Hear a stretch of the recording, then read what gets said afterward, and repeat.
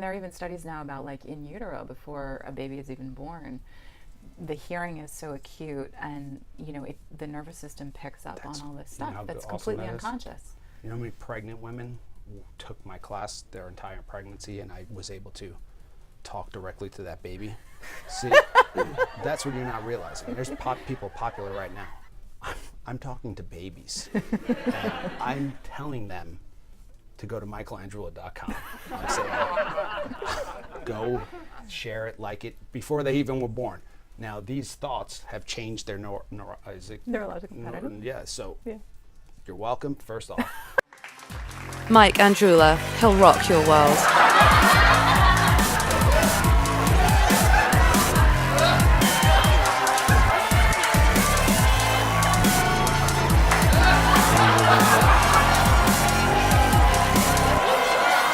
Start your day right with Mike Andreula.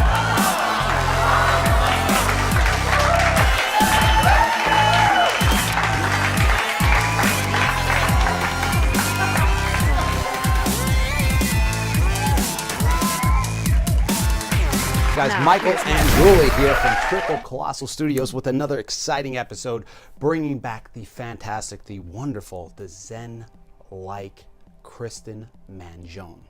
Kristen? Hi. Great to be here. The first episode went fantastic. It got me in the zone. Just to give a quick background summary, you're doing tons of things, Kristen. You're involved with Zen Space and movement. You do retreats, just generally helping people out, making their lives more enjoyable, because there's always different paths you can take, and the way you think is the way you become. So when you help them change the way they think, helps them become somebody different, and that's a good thing. So we appreciate that, and that's what we want to do for people on this episode. We want to kind of create a little space so that their thought process can possibly change. What is the best way? So say, let's break it down from a couple different points where I know people are interested in. One is confidence. Okay. Say you're a person out there and you're searching for, how do I build up confidence in myself? Is there a particular method that you might recommend? Would you do it through movement? Would you do it through thought? I think it depends a lot on the person. You mentioned something like movement, like that being connected with your body. For somebody who either that's their natural inclination, that can be fantastic because it's only going to enhance and expand that. And conversely, for somebody who maybe is disconnected from their body, it can also be fantastic because it might be an area where they don't have full power, and by putting that in place, it's going to open something up. Now, for somebody else, thought, absolutely. For the same reasons, somebody who relates to the world more intellectually, looking at their psychology, their belief system, that might be more accessible and easier for them. And I think also as human beings, because we are so in our heads, I think that the intellectual piece, the thought process, is great for anybody. I mean, my own personal experience, I've noticed that even though I would probably be one of those people who falls into the category of movement, because that's what I've always been connected to, and that's been my empowerment most of my life. But it was about changing my thought process. That was really where things came together. Yeah. And movement, it's for people out there that are having a lot of, it's so simple. That's the easiest way. The recommendations, and I've just finished Russell Simmons' book on meditation, and just getting people in a habit of doing 20 minutes of meditation, and how hard individuals like myself struggle, because as soon as I start, if no input's coming in, I immediately am overwhelmed with thoughts, and it's like a dog. It starts attacking you. Start getting angry at the meditation. So I take the easy route out, in my opinion, which is to work out. As far as that, brings you to this moment. Do you meditate? Okay. Can you teach us? Meditation seems like this state you can't get to. How do I go about it? There's a couple things. Okay. One is whatever is coming up for you in the meditation practice is actually exactly what is there to teach you. this is just, again, my personal experience and my opinion. And I'll give you an example. When I first started like more traditional meditation, which was after I started doing healing work and energy work, which is a meditative state, I could not sit with my own mind and my own thoughts for about at least a year. You mentioned anger coming up. For me, I had a lot of fear and fantasy. Wow. Yeah, and I mean, to the point where I would almost, sitting in this meditation hall, like I would almost feel like I would have a panic attack coming on. Yeah. Because there were all these unconscious things, and that's part of what it does, is it shifts your brain. So the stuff that normally we're too busy to notice, it gets put on loudspeaker. Now, the thing about that is it seems paradoxical that that's exactly what you want to show up, because it's getting to the other side. That's where the sweet spot is. If you can learn to sit with the being frustrated, being angry, or the being afraid, or the mind wanting to go, and be with that, and it's like at some point you'll just start to notice, like, I'm noticing my own thinking as an outsider. That's where things really start to get interesting. And it's totally different for every person. And I tell this to my students all the time. I encourage them. I say, don't feel like you're doing something wrong. Now, does that make sense? It all makes sense. Actually, when you said fear and fantasy, it was like, wow, that's like you're talking to me. But I know there's multiple people in my mind, and that I understand they're going to. Some are agitating. Could be schizophrenia. My uncle Dominic used to play Pac-Man at Mr. Biggs on 10th, 9th, and 8th in Washington in his in a diaper, I think. So pretty sure he was really good at Pac-Man though. So. But no, they didn't tell me my entire childhood. I thought he was a loon. I thought he was crazy. And up until 2 years ago, they finally told me that he was in the Korean War, and that something happened there where he had some head trauma. Yeah. So, why don't you tell me that? Yeah. I'm like, no, I don't think it's schizophrenia, but you always have. There's more than Eckhart Tolle's book, which I'm sure it's been talked about a million times even before he says it. But the one night he was breaking down, he said to himself, I just can't live with myself anymore. Yeah. And it made the realization that it's, okay, I can't live with myself. Who's talking here? There's two people in this narrative. What's going on? Yeah. So your internal thought process is constantly flowing. So that made a lot of sense to me. But a year of just sitting there, well, not just sitting there, but active participation. And then you close your eyes. Do you close your eyes during meditation? It depends. In the traditional Zen meditation, no. I mean, you're not, it's what's called a soft focus. So you're looking a few feet in front of you at the floor, because you're usually sitting on a cushion on the floor. And they do that because the idea is, with the eyes open, it actually helps to keep you present in your mind from daydreaming. I do, though, in my Zen Moves meditation practice, I do have people close their eyes so that they cut the distractions and they can really focus on body feeling, which is what it's based in. What about mantras? Because there's multiple different meditations. Absolutely. In Zen, the particular one you're practicing, do you do a mantra? There's no mantras, right? They in Zen, they don't actually have a mantra. They have what's called a koan, which is the typical one is like, what's the sound of one hand clapping, or the tree falls in the forest and no one's there to hear it, doesn't make a sound. So these seemingly unanswerable questions that so am I supposed the to rational think about? Well, that's the whole thing, is you sit with something that seems like it just doesn't make any sense. And it's the whole point is, it's not a question that intellectually you could figure out. That's really interesting. I try to do that in class, but like with Ryan Gosling jokes.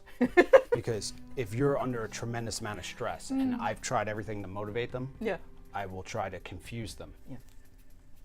And it works. Yeah. It works like gangbusters. I don't know what I do with 80s, or make them think back to a time where they have to what was that movie, Batteries Not Included. Yeah. It works. People they start getting lost in I don't even think it's a thought process. Their brain just stops. Yeah. But I would probably come to the conclusion that I wouldn't be able to hear a hand clapping. And then you're in the meditation. Are you continuously not thinking? What's going on in your mind? What happens? Well, you know, you mentioned about mantras or in Zen koans. It's and something also too. Another thing we do when you first start is counting your breaths. But the point is, with any of these, it gives you something very specific to focus on, so that your mind is not supposed to be distracted. And the trick with that, the practice is, as you sit more and more, you notice your mind will want to be, because that's how it's hardwired. It's all circuitry. That's all it is. It's just neurons firing, and it is a practice because you keep bringing yourself back when it goes away. You know. Now, this is the thing. You don't ever escape, though. Stress, fear, anger. Yeah, Like yeah. you do? You escape it? Yeah. Oh, it's fantastic. Yeah. Sign me I up. mean, it's there. Yeah, let me clarify why I said Well, that. There can be moments where something shifts, and it's not like. I mean, this is again just my own personal experience, but there can be moments where you really feel like the brain waves literally can shift. Okay. But it may only be for little glimpses. But that in itself is, compared to how you usually, and especially, you know, experiencing fear, anxiety, to be in this place where you feel like, I can't be with this, and then all of a sudden, it just disappears. Yeah. And then there's just Well, nothing. that's fantastic. Yeah. Kristen, maybe we'll just flash. We should flash where they can find out more about that immediately, because there's a lot of people that obviously it's tough out there, and Yeah. if you don't have tools, or even this might not even enter a lot of people's thought processes, and that's why they snap. Yeah. But it's an opportunity. So basically, what I'm trying to do is take 20 minutes in the morning, every morning, as soon as I wake up, and try not to think. Yeah. Is that a good meditation? Yeah. Yeah. Okay. Do you? Can I use a mantra? Can I use? Yeah, absolutely. I think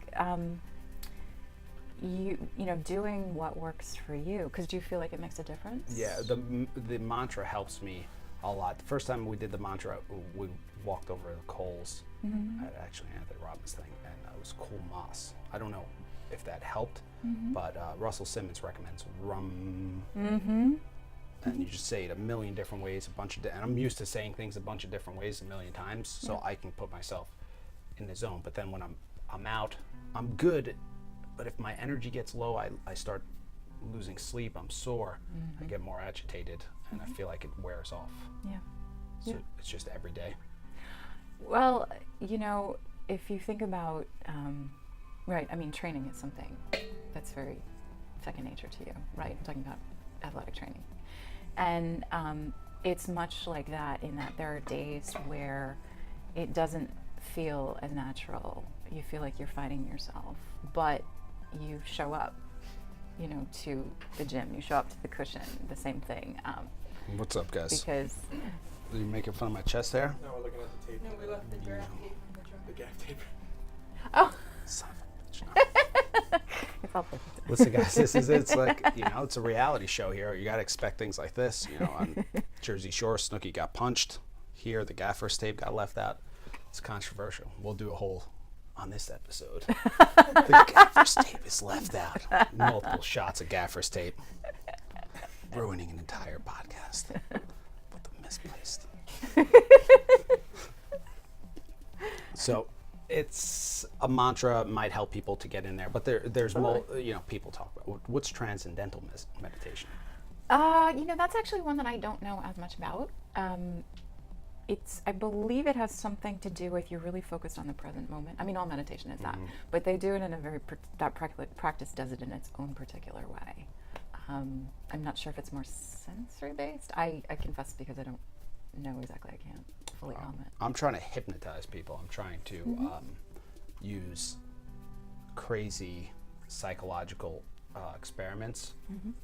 We did one with, we haven't released it, with Adrian. Put him under hypnosis and make him draw a picture. Really? Flash movies really quick, subliminal messages, and see what he draws. Then we do an analysis. We could take this one high intensity strobe light, put it in their face, and then it makes them lose concept of time. Mm-hmm. And then we can implant messages into their brain. We can do a happy one, where we just put pictures of people like Devin. We'll just put them smiling, laughing, a million pictures a second, so fast, and just tape it to his eyes. Put his eyelids like this, and tape them down, and do it 2 or 3 times a week, and trying to pre-program brains. Yeah. But obviously, if you could just meditate, why not just do that? We're doing this for fun. Just to see what happens. See what happens. But I guess you're hypnotizing yourself through meditation. Well, you're changing your brainwaves. Yeah. Something I tell my students is, we're used to either hyper alert, sympathetic nervous system, fight or flight. That's me. Which that's, 99% of the time, or we're dead asleep. But there's actually this whole gray area. There's theta waves. There's there's all this stuff that, like the lucid dreaming, the I'm present, but that get into things like dreaming state, intuition state, clairvoyance. A lot of healing work taps into those other levels, and that's where the parasympathetic nervous system takes over, which is your healing response, rest and repair. So things like meditation, prayer, even something that really takes you. You mentioned about working out, and that's a more accessible way for you to feel like you always talk about in class, being in the zone.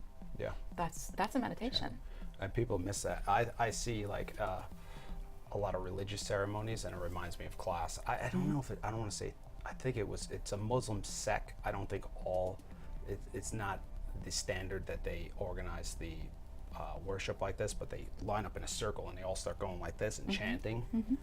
And after an hour of doing it, you're putting people into like in a good state of mind, good zone. And I was thinking how a class is kind of trying to build up to that point, put everybody in the same and completely tune. Yeah, it's entrainment. It's which, children do this with, and I'm not sure the scientific basis of why this is, but that pre-verbal state where their nervous systems, they automatically align with the energy, like the kind of state, the mood of what's present in their environment. So like their parents, if they're anxious people, they're more tend to be anxiety prone. So you're basically doing, in the ritual of the religious practice you mentioned, and in your class. You always talk about, you can tell when everybody's with you and when they're not. That's the entrainment. Yeah, sometimes it's me, but sometimes it's them. Yeah, But but there's this give and take. Yeah, and you as the facilitator, because you are literally, you're cueing everything and directing all of the activity. And if everybody kind of falls into line, then there's this synchronicity in terms of movement, in terms of breath, in terms of all the verbal stuff, and it all kind of comes into this holistic, this whole connection. Yeah, I couldn't agree with you more. And you teach classes as well, so you understand the importance of it. Caesar Milan, because I do it, then everything I see I relate to it. People do this all the time. I don't know what it's called, but I'm sure it's something. Yeah. But, and I don't want to compare people to dogs. They're not, but Caesar Milan takes them and takes a dog that's misbehaving, puts it in a pack of 100 stable dogs, and that dog starts to adopt good behaviors, starts like instantaneous. Yeah. Where when I do one-on-one training, I don't have that opportunity to put people into a pack. So I like to put people in a pack. Also, they work way harder. I would do it too, because I can see people in class that are kind of my level. I should be pushing like that person.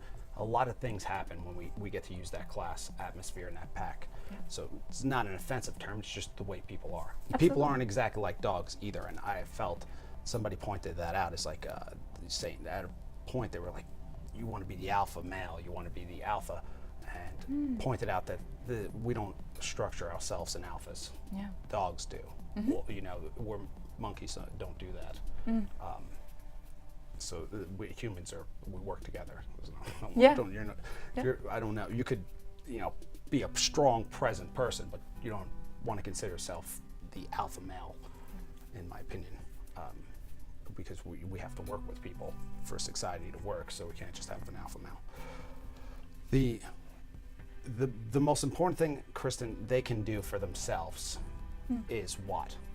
So if you had to give them something that they were going to do each day. for Oh, people like a out- practice or some Yeah. kind of thing that can So make a people are difference. building confidence, or they're depressed, or they Ah. have anxiety, or they want to even just perform better. They're already doing well, they want to perform better. Is there a particular thing you would recommend? Yeah, it's something called a clearing exercise, which is, and ideally, you have a few minutes, like let's say you're talking about performance or you have fears about something anxiety driven, is, just by yourself for 2 minutes, just verbally start saying everything that you're concerned about. So like, let's say that, my background is dance. So if I was going to go on stage, getting ready to go out and perform, I would say, I'm afraid that I'm going to fall on my face. I'm going to forget the choreography. I'm not going to know what I'm doing. I just, blah, blah, blah, like just verbally, just like dump it all out there. Okay. And then as you do that, and the reason you do this verbally is because listen to yourself and what you're actually saying. And then at some point you'll start to notice, wait, is any of this really accurate? Wow. Like for me, and I even, when I first started teaching, I would do this. And, one of the things I would say is like, okay, I don't really know what I'm doing. I'm not qualified. And I would think, my brain would go, what are you talking about? Yeah. You You need that. You're like, you have like 15 years of experience and you're like overqualified. That's good. And then I would recognize my own fallacy in my psychology. And then once you do that, the second step, which is really, really, really important, is as an intention, and again verbally, say, okay, this is how I say it's going to go. Okay, I said it's going to be amazing. There's going to be self-expression, there's going to be ease, there's going to be beauty, there's going to be discovery, there's going to be joy. And then just go do your thing. Damn. Can you just transplant your inner, whatever you just said, into my brain? Can we get to that point? I guess. When Google technology gets I think stuff, maybe yes. we're in a transition. Our bodies are still set up for different times. Yeah. So Yeah. we're constantly looking for the challenge that are going to arise. I don't know who said it, but they were saying, basically, none of the stuff ever comes to fruition that you dream up That you're of. afraid of. Yeah. Like you're making up all your worst nightmares, Mm-hmm. and it's good. I do put on my paper, put down on paper, what's the worst case scenario? Like for boot camps, what's the worst case scenario here? Yeah. Even like if everything burnt down tomorrow, what would you do? Would it really be that bad? And you come to the conclusion that, listen, you're a fully capable person of making stuff happen. Don't worry about it. If you don't believe that out there, then you won't be. You'll be in it. You'll be what? You won't be able to respond. Who said it? To Wayne Dyer's responsibility is being able to respond with ability. And if you're educating yourself, you're watching this, I wouldn't have any doubt you'll be fine. You might need somebody to tell you that, but this is a great thing. Put the thoughts out there and then question if they're ridiculous. Yeah. What if you find they're ridiculous? Like it's like I'm gonna go play for the Knicks or something. Well, if anything else, it's the opportunity to hear yourself, and that's the whole thing of, and you could also do it with another person, this clearing thing. That's even better sometimes because, this, like you said, the stuff in our heads, it often is so completely unfounded or it's past based. It's also evolutionary. We carry in our DNA, like the history of, you think about what humankind has had to endure, and life really was hard 500 years ago. It's not, it's not now not for all parts of the world, of course, but in this particular society in which we live. So, No, you're right. It's built in because wolves. If a child baby's never seen a wolf, they'll react to the picture negatively. And snakes. Oh, interesting. Also, children that grow up in more violent environments are born with more, I believe, muscle mass. Yeah. Because their bodies in this vicious, violent, like you are affected by this. And we just talked to Dylan, who Max just starts drumming. Yeah. Off the bat. So Yeah. we're like, what's going on? And you find out Dylan's grandfather Yeah. was a musician, and probably back to medieval times there were musicians. But so it kind of gets built into your DNA. Completely. Yeah.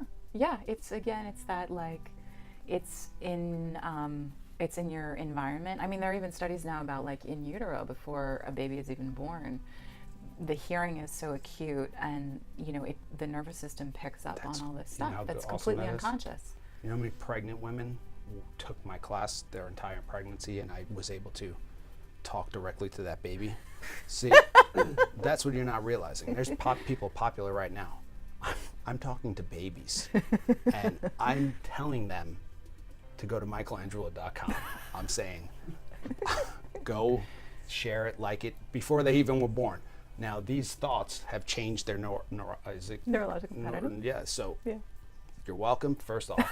And you're watching this on your retina display sensors from Google. In the future, listen, guys, that's honestly, there's, because a couple women after they had the baby would bring the babies in, Yeah.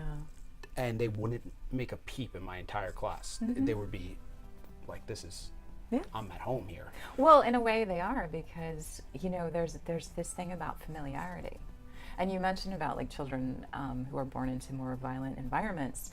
It's not, we can't distinguish what is like good or bad, for lack of better terms, but rather just what's familiar. Yes. So, and neurologically, energetically, if you believe in that system, we're going to automatically stay connected to and keep attracting what is most familiar. And that's where the whole, changing your belief system becomes really important, because as human beings, we have this is just, again, my personal experience, but in all of the work that I've done with meditation, psychology, belief, consciousness, we have so much power if we have the right tools and the right kind of support. It's really extraordinary, because it speaks about the human mind and how malleable it is. Could I ever have a Zen life in my current state of things I do? Is my life so chaotic? You lost cause. Am I a lost cause for this case? What Because, do you mean when you say Zen life? I don't know, just smile. Like, it's say classes, I have to use a certain approach. At least I'm used to using that, and they're used to it. So it's a lot less effort at times to. It's way easier to use a hard approach on what things I do after they trust you, because then you just put it on them. But I want to help them. I want to motivate them. I want to make it easy for them. So I feel like I'm draining myself sometimes to even it out. Some days they're giving me energy, and some days I'm giving it where I have nothing left. Yeah. So then I just feel depleted after that. Is that just fine? Is that part of? Well, yes and no, because you've been teaching, 16 years, right? Yeah. So my After my first client, I was 13. Tony. wow. Tony, it was, he just wanted to get big arms. So I was like, I think I could handle this. We just did curls all day long. Tony, if you're out there, it's been a long time. But Yeah, you're doing it to the question of depletion, because I can relate it to, I do healing work, and one of the things I noticed was early on, even though I'm a really healthy person, I was starting to take on a lot of the stuff that people were releasing energetically. Like to the point where I would give somebody a session and they had neck pain, and then all of a sudden my neck would be weird. I'd go, what is that? So that whole entrainment thing about there is a give and take, the same way that there is in your class. But what I would recommend is to be careful about, because you don't want to get into a situation over time where you feel like it's diminishing your energy and your quality of life. If you start to feel like, you're suffering physically, energetically, like it's weighing on you. And there are things you can do to kind of, to help yourself. One is to make sure that you're doing enough of your own self-care. So like meditation practice is really good to kind of restore yourself. Of course, things like adequate sleep, all that stuff. But also too, maybe something as simple as after you teach all your classes for the night, just to yourself go, a couple breaths and just go, okay, like I completely release everything that everybody else had going on. That's great. I'm going to do that. I actually do that prior to classes. I should do that at the end. Definitely do it at the end. That's So- even more important, because if you believe the idea of setting intention by stating it, or just for yourself in your own mind, you release it. And then you're not, because think about, I mean, how many people you teach on a Monday with 4 classes and you take all their stuff home with you? You don't need to do that. And it's not, I'm not saying it's conscious. Yeah, It's no, not, of course. you know. It's so much. Like the amount of words that I say Mm-hmm. on a daily basis is ridiculous. Yeah. So there's some reverberation when I go home. You know, I'm saying so many things. It's not to, that's the fact of the case. Mm-hmm. Fact of the case. Fact of the matter. I'm just saying things continuously. Mm-hmm. So I guess, but I do shut it off pretty well. Mm-hmm. Except for Wednesdays, then I get Yeah. crabby. Yeah. Well, because Wednesdays, from, if I'm correct, right, it's such an extreme schedule. Yeah, very no, early. it's well. Or Saturdays. I teach Saturday, Sunday, Monday, Tuesday, Wednesday, Oh, okay, so Thursday. Wednesday's like Friday night. yeah. So it's like a cumulative. Yeah, I feel like I've been beat up. Mm-hmm. I'm out on my feet, but this isn't really about me. But it could still help people. Yeah. It can help you because you can do that at the end of the day before you go home to your family, and you know you're going to bring everything back, or before you're going to. If you do a big project or a test or anything, just release it because you can't do anything at that point. Besides, do the best you possibly can. Yeah, exactly. Yeah, you're like creating a space to release, you know, anything that's still lingering, and then it's like cleaning the slate. You know, and there's all kinds of, like, you could make it, of course, like totally what's personal and appropriate to you. Like I remember when I first started studying energy work, and someone who was a graduate said, "Oh, you know, I burned some incense," and I'm like, "What are you talking about?" That works. But yeah, I mean, for her it works. You know. Christy has this one called Poison. She got in Super 2001, and it's Super Compro. Super compra. and it smells like in Costa Rica, if nobody's there, it's a lot of tropical countries. So they burn the dried leaves and vegetation. There's so much they're burning it almost every day in the dry season. Also, so you don't set the place on fire. Yeah. And it has that smell. You know what smell it is. Yes. It's Immediately goes I right don't know to how to your describe brain. it. Yeah. It's like Yeah. a fire Yeah. place, Crazy but how that very smell light. is so attached to memories. Yeah. Totally. It's so strongly attached to memories. Yeah, they say that's probably one of the strongest connections. Yeah, it's one of the deepest in the brain. So it's like, and like you said, it takes you immediately back to an association. You know, what- positive or that's good. negative. We'll use that in the psychological experiments we're doing on Adrian. We'll use the sense of smell and tie it to it, and then that's a great idea. Yeah. Note that down. I can't wait to get all the instruments in. Kristen, what do you have coming up? We talked about doing a live concert, question, Q&A. We'll see how that formulates. Yeah. What do you have coming up because you have multiple things happening Yes. in Zen spaces? Yes, we do. We do. Could you give us a quick Yeah. breakdown? We have something called our community events. We do those monthly, and we actually have one coming up this Saturday, which is, it's a meet and greet for the community, so an opportunity to get to meet new people in your neighborhood. And then each month it's organized around a particular workshop topic. This And Saturday? This Saturday, yes. What time? The 26th at 2 p.m. 2 p.m. And, pre-register where? You can pre-register on our website, which is zenSpaceStudios.com. Okay. And it's got the information. So it's a meet and greet. It's a meet and greet, but then the heart of the gathering, which is for 2 hours, is what's called a resonance repatterning workshop. And that is actually, ironically or perfectly enough, part of what we were talking about. It works with reprogramming your psychology using energy practices. So you bring subconscious things up. And then it uses muscle checking, which is from kinesiology, about whether your brain resonates with something as true or not true. Really? Yeah. I'm a perfect test case. I've been doing it for 2 years, and So if you hold, do you use it like a lie detector test? the muscle testing is like a lie detector. So you can tell if they're lying? Well, not Teach me lying, that. not lying, but Or lying to themselves? but what they actually It's not believe or true. don't believe. Okay. So I'll give you an example. Let's say I said to you, I really, really want to be a successful business owner. And you'd have to be trained as a practitioner to check the muscle testing. And the person who does it with us, she is. But then she will check basically the resistance in my arm.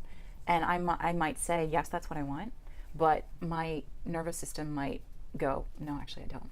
Okay. And then you start going through this whole system of where does the subconscious belief that I don't even know is there, has it Okay. like, if that happens, it's actually a bad thing. And then you bring it up to light, and then you can actually release it and change it. It's pretty cutting edge stuff. I'll It's try to very, stop. I don't know if we're doing anything Saturday. it's very amazing. But It's on Saturday. Yeah, Saturday I too. love your audience there. They're cool, right? Yeah, so supportive. Yeah. That was just the best. I could do that all day and just be like, this is great. You guys are so nice. Jordan was the only person in the sea of people not paying attention, not laughing. Yeah, yeah. We got to Very bring, important texting yeah. going on that day. We also too. Can I mention another thing we have Yeah, going? please go right, keep going. We are just about to open registration for our July retreat, which Okay. is called Awakening Inspiration. July what? July 17th through 20th Okay. in the Catskills. Catskills. Yeah, and it's all about practices, meditation, yoga, movement that really get you in touch with your authentic creativity. That's Like- beautiful. Like what's really like what So makes give your me a heart sing. typical day. I know I hate even telling people typical days in reboot camp, but like What would that look like? Getting up in the morning, doing traditional Zen meditation, chanting, breakfast, and then morning sessions of either a yoga class, a Zen Moves meditation class, which is body awareness based meditation. When is it again? July 17th through the 20th. It's a Thursday through Sunday, mid-July. We're going to open registration and announce it next week, the 30th. Cool. Well, listen, this we'll make sure this gets out fast. That might be something. I don't know what it would be like. If the cool thing is, it looks it looks like you're in Japan. Yeah. Yeah. I didn't understand. At first, I was looking at the pictures and I said, "What is Kristen taking people to Japan?" That's next year. Yeah. What are you doing here? And no, it's actually they built it precisely. The sculptures, the chains you mentioned. The rain if chains. it rains, oh Yeah. man, so cool. Yeah. And it's another restart, recreating yourself type. Completely. It's a weekend. It's a long weekend. Cool. Thursday, the second half of Thursday until Sunday. Awesome. And they can go where to register. Also the website, zenSpaceStudios.com. We'll have the full information next week. Okay, so what I can recommend is go to the site, guys. Start to, I don't know, make some change with the tips you gave. I thought that was a great tip to release yourself. Yeah. And if I have to give a tip before, make sure you start yourself and release at the end, and practice some basic meditation, which could be a mantra, Yes. could be think about one hand clapping. Yes. I'm going to try that one. Yes. The sound of one hand We clapping. also, to sum up, we discussed how even when a woman is pregnant, that the baby can actually sense the environment, can take in information. Yeah. And then I mentioned how I use that to relay information and advertising to the babies in the womb, in the kickboxing gym, It's very effective. and how in 30 years that will just... and that's about it, guys. I really, really appreciate this, Kristen. It's been fantastic. Thank We you. always enjoy having you here. It's my pleasure. If you have any questions, comments, please put them at the bottom. I will get back to them at some point. The thing is, YouTube has comments, Vimeo has comments, the website has comments, Facebook has comments. So, which one are we supposed to monitor? Yeah. Certainly not YouTube's not the highest on my list of things. Vimeo, they're not really commenting people, so Facebook, I guess. So you can comment on Facebook, questions, concerns, or topics you want to discuss, and we'll do this again in a couple weeks. Awesome. Cool? We can do a questions for Kristen, All right. and then we'll just Oh, break it all great. down, and then you can do Yeah. a podcast answering the people's That would be questions. That's a great. great Or you idea. can Yeah. do it all at once. Very cool. So do that, title it questions for Kristen. All right, questions. We'll keep them. Write it down. What time do we have? Oh, yeah. Ask me questions. Do you have any questions for Kristen? No, I mean, on Facebook. On Facebook. Any other topics, guys, you want to talk On about? Facebook. Oh, on Facebook. Yeah, yeah. Next session. On Facebook, guys, what we'll do is compile a list of questions, and we'll have Kristen give short, tight answers to answer everybody's particular question. The problem is when you do this, Kristen, they're going to ask questions now. Okay. Okay, that's, you know what? That's actually a great problem to have. Well, I love being sometimes in it dialogue, is, but so. sometimes these are like pretty in-depth things, and you're going to have to spend a lot of time consenting We'll down. pick 10 good ones. 10 top questions. So whatever you'd like, hit it up. Thank you so much for watching, guys. Keep liking, supporting. Do it, don't do it. I don't care. Okay. We did have a sponsor. It's obnoxiously expensive sunglasses called Red Star, and I couldn't, in good faith. They gave me a pair. Where are they? I don't know if I have them here. They gave me a pair.